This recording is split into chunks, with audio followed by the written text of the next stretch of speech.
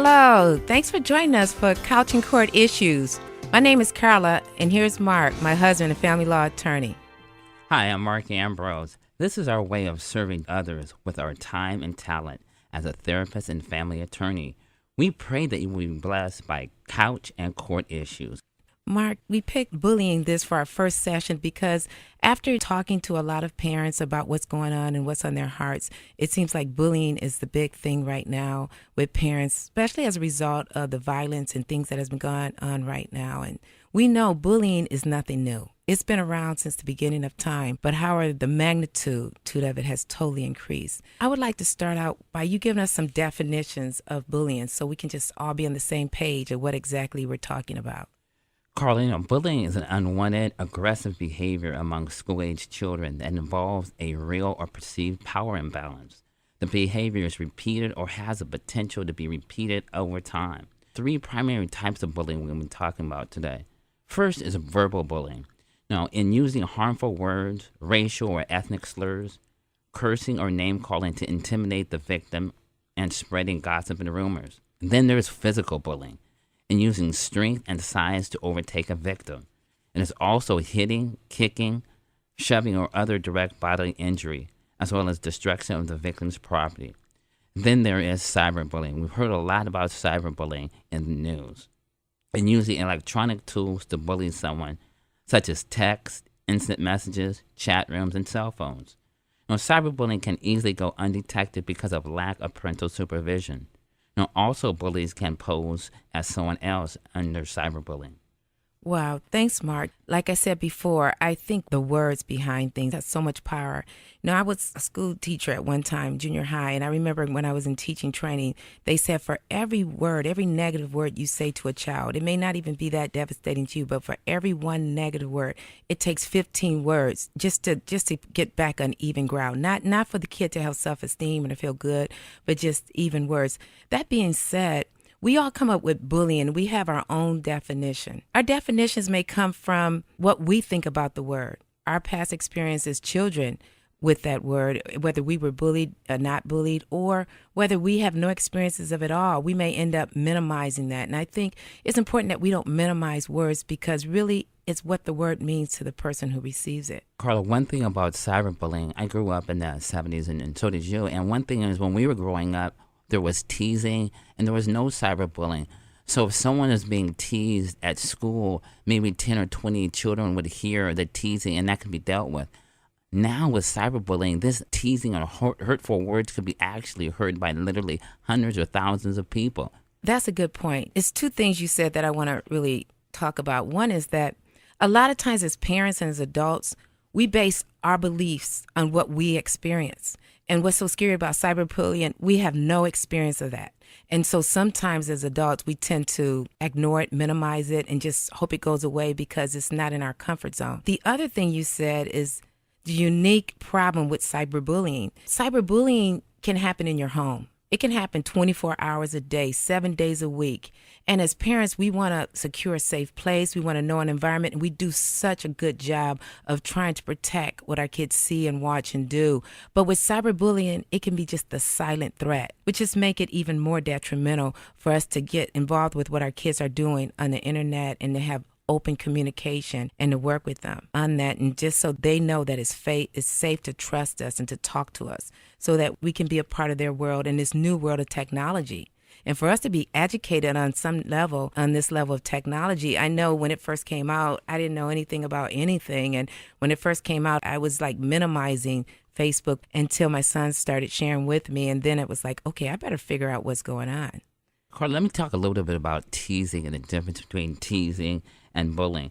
The audience should definitely know that teasing becomes bullying when it is repeated aggressive behavior or when there is a conscious intent to hurt another child.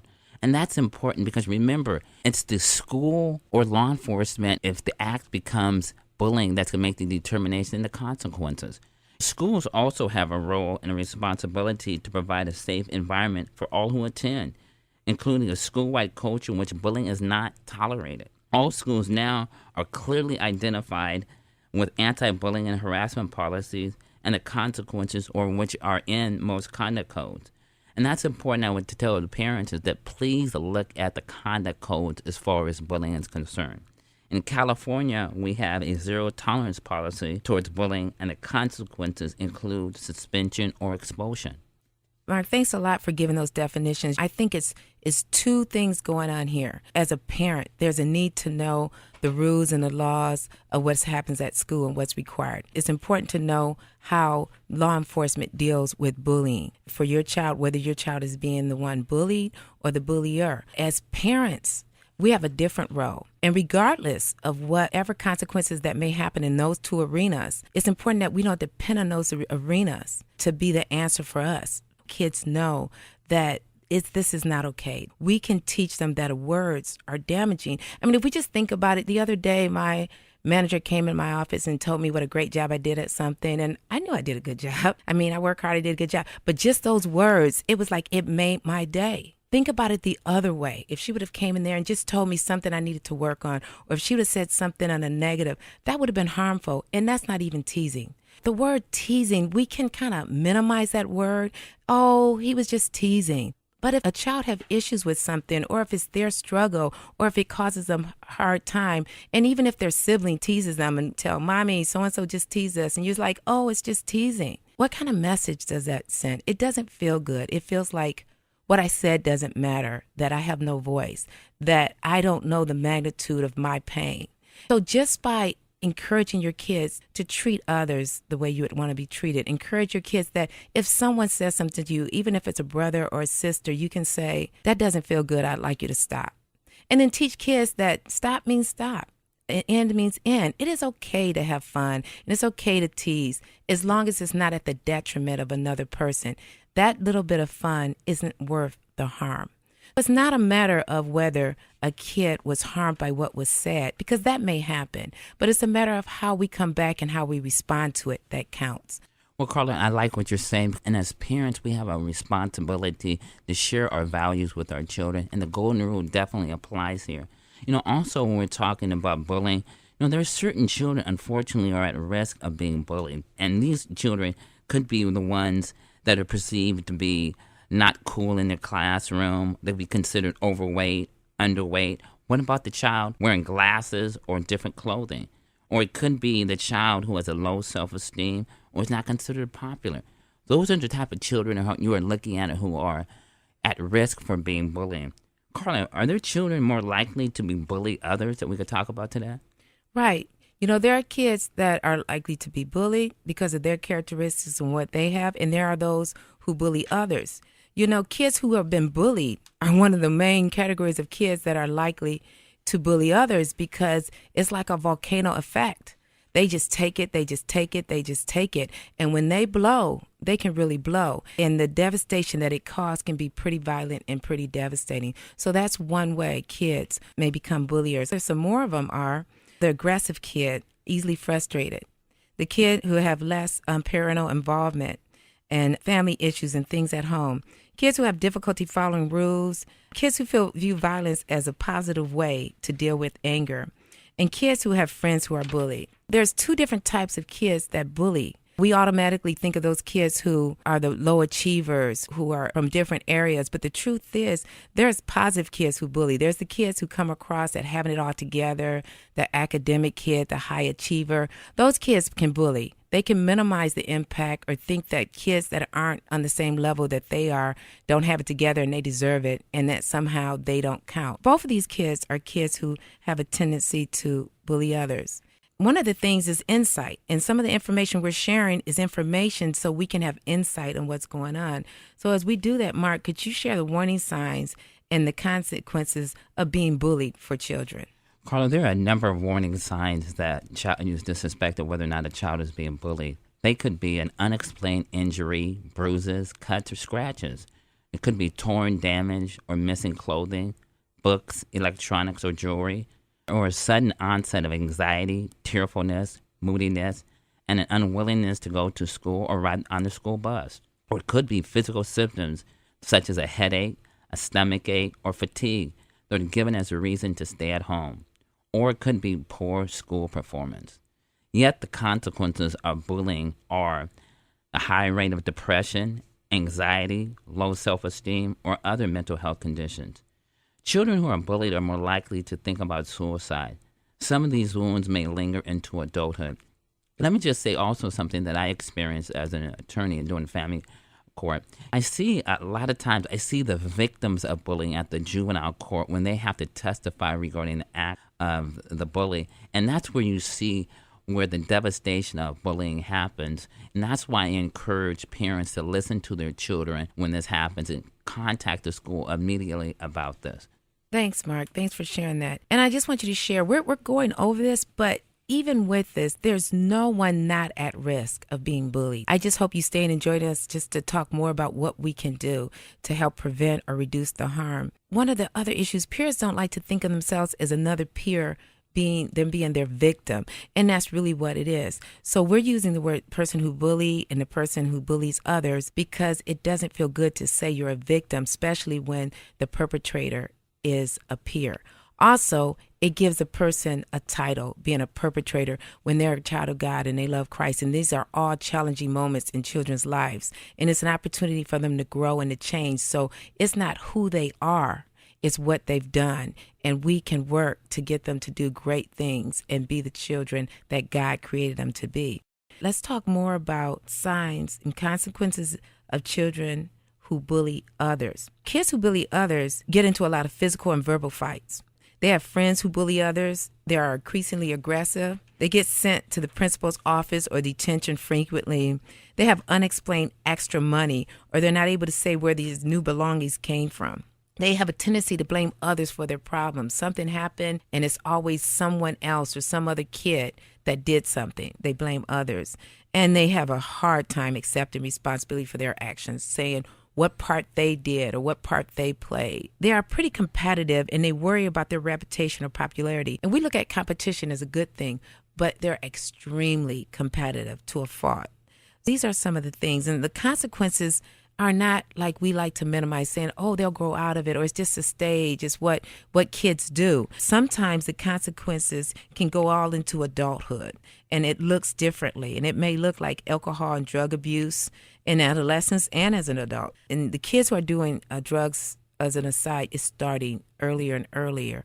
And third graders is one of the beginning age groups where signs of early drug addiction start. So if you have a kid that's bullying early and or bullying others, that's another thing to look for, because negative behavior is a sign of an underlying issue, and that's something that needs to be addressed. They also get into fights, vandalize property, and drop out of school. Once they have jobs, they have a hard time keeping a job. They have a hard time staying on task with anything or committing to something for any long period of time. They're quick to engage in early sexual activity with various partners. They have criminal convictions and traffic citations as adults, and they sometimes become the perpetrator of a domestic violence and child abuse. These are two topics we've been talking about as far as bullying and bullying others, and it's as a mom and as an educator and as a therapist and as a friend and as Christian, it's hard sometimes to say, how could my child bully? But we're all open to sin, and we're all open to different devastations, and it's no way reflect who we are. It just reflects what we've done. And just want you guys to know, whichever side your child falls on, because we're believers, it's okay, because it's going to be all right. And we're just here to give you some strength in that and some encouragement in some ways we can move forward. So as we talk about that, I want to talk about the biggest category that I think most kids fall under, and that's the bystanders. Mark, could you talk about bystanders, what role they play? Carla, parents should impress on their children that they are not to participate in bullying, and if they witness it, they should report bullying to an adult, such as a teacher or parent. When safe, children understand coming to the assistance of someone who is bullying is not only appropriate, but is an act of courage. Dr. Martin Luther King said best, our lives begin to end the day we become silent about things that matter. Ending bullying matters. Wow, thanks a lot, Mark. Why kids bully is something that we need to look at just real quickly, because thinking about why kids bully can kind of help us find the answers to what's going on. Could you share some reasons why kids bully?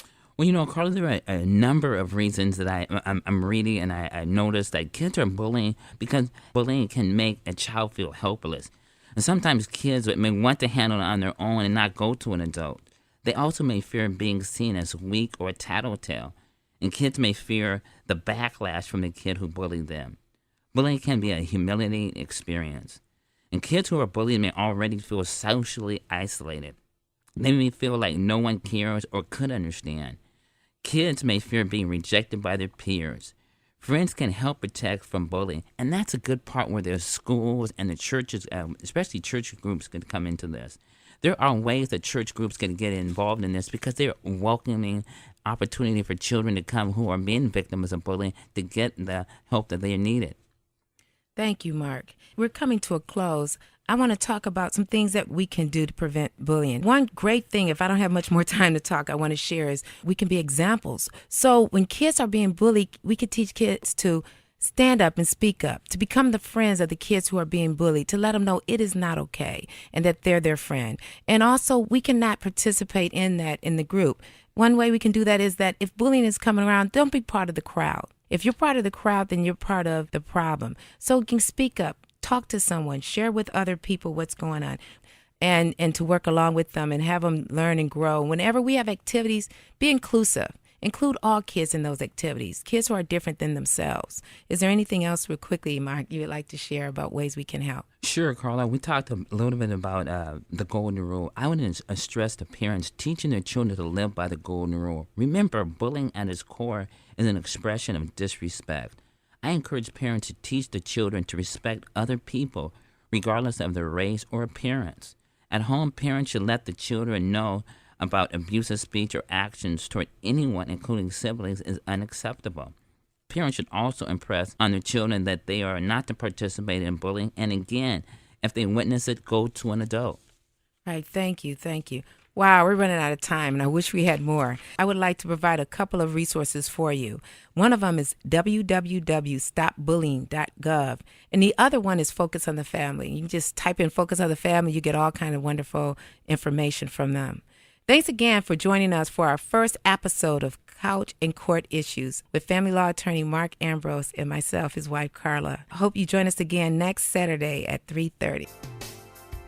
We hope you enjoyed this week's edition of Couch and Court Issues, A Christian Perspective. The information provided by Carla and Mark is not intended to establish a therapist-client or attorney-client relationship. If you have any questions regarding you or your family's legal interests, please call attorney Mark Ambrose at 916-492-9170. This program is sponsored by the law offices of Mark Ambrose.